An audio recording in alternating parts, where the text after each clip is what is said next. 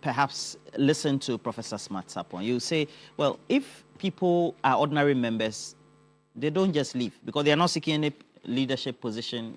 They are just satisfied to be members. But people get disgruntled because maybe they support some other significant other who is aspiring to leadership. They don't like the internal controls and rules within the party, or want to aspire to leadership positions, so they feel that they haven't been given significant room. And so if those significant people are supposed to be brought back, it presupposes that, well, they are being cocooned in a certain way until after 2 years, right? So that they don't perhaps continue with where they left off. What we all need to appreciate is that political parties have the freedom to adopt whatever strategy that they consider is, like they deem fit.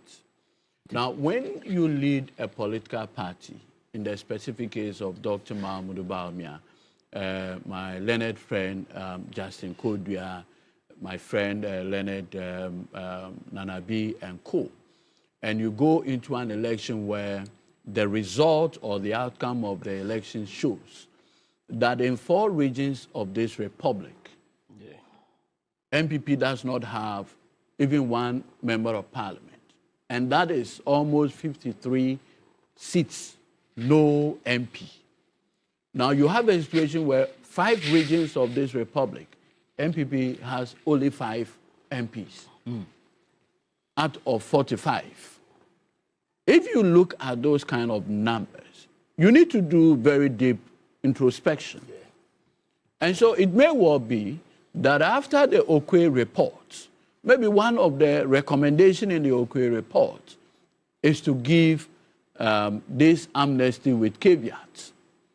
And I've been asking ever since I saw the report, the release, whether or not the likes of the respected Paula Foku are welcome in the NPP today, whether the likes of Sami Crab are welcome in the NPP today. I understand there was a time that the NPP said they have suspended or so the membership, a foundational member like my own great uncle, Dr. Nyaho Tameklo, ambassador, whether he's among those who they are giving the amnesty to.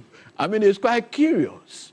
If you are looking at it in terms of political strategy, what exactly is the strategy supposed to achieve? What outcome after this release you expected to know? Look, and I say this with all humility.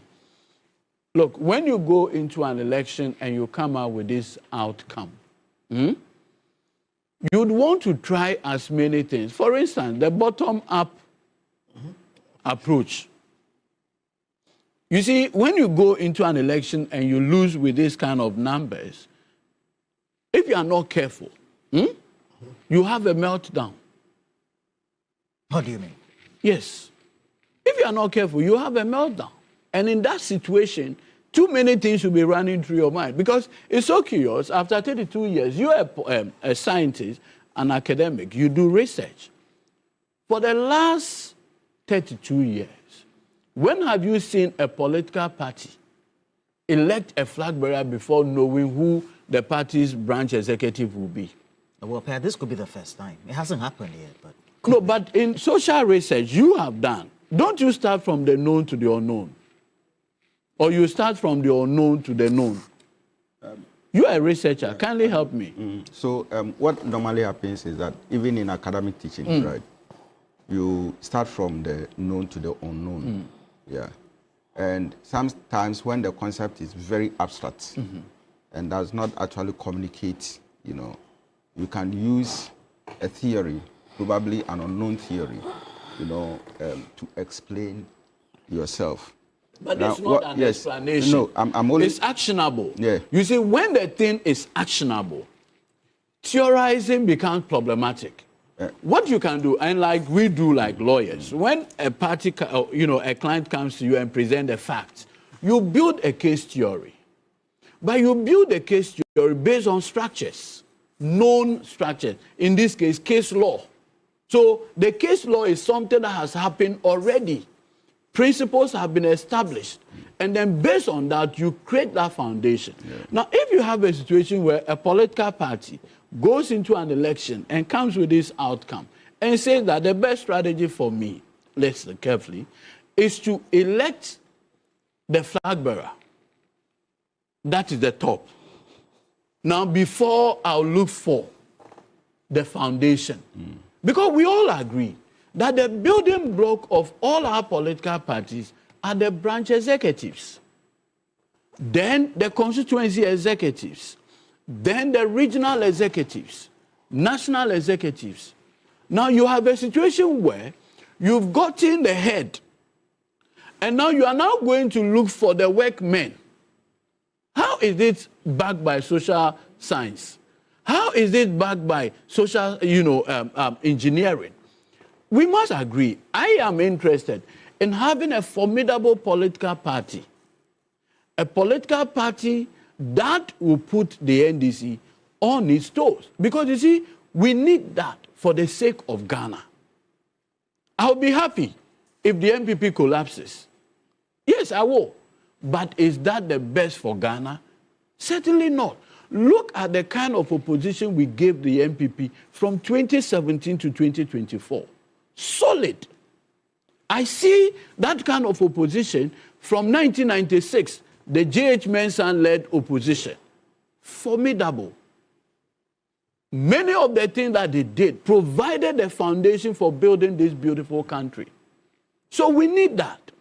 We want to get to a situation where it will not just be a selfish interest by Edudzi, because if a collapsed NPP gives us a free way. But Ghana may suffer. If Ghana suffers, who suffers ultimately? All of us. So we need a formidable opposition. But where in this case, you think the best outcome having lost an election is to have you lead the party, is to have you become the top, and now you are looking for the foundation. You go to somebody's house, he's building. One, he's not sure of the ownership of the land. Meanwhile, he has put a structure, and he's now looking to build pillars, the foundation. What will be the outcome of that? And so, it may come across as a certain level of desperation. Who are these things targeted at in the various constituencies?